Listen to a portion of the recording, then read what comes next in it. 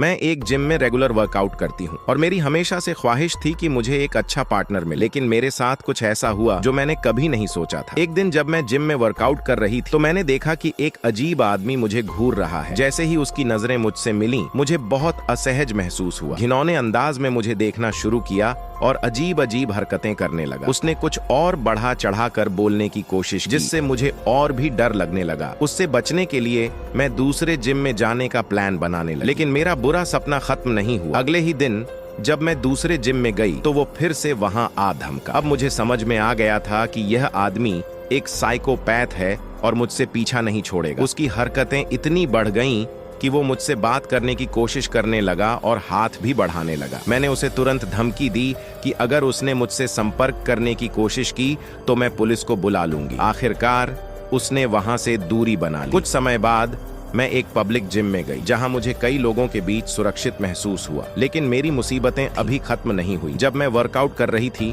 तो मुझे क्लिक करने की आवाज आई। पीछे मुड़कर देखा तो वही आदमी मुझे चोरी छुपे तस्वीरें खींच रहा। मैंने उसके हाथ से फोन छीना और देखा कि उसने न केवल मेरी बल्कि कई और लड़कियों की तस्वीरें खींची थी। मैंने उसे फोर्स करके सारे फोटो डिलीट करवाए और उसे धमकी दी कि वो कभी वापस मेरे पास ना आए। उसके बाद से मैंने उसे फिर कभी नहीं देखा। यह मेरे जीवन का एक सच्चा डरावना अनुभव था।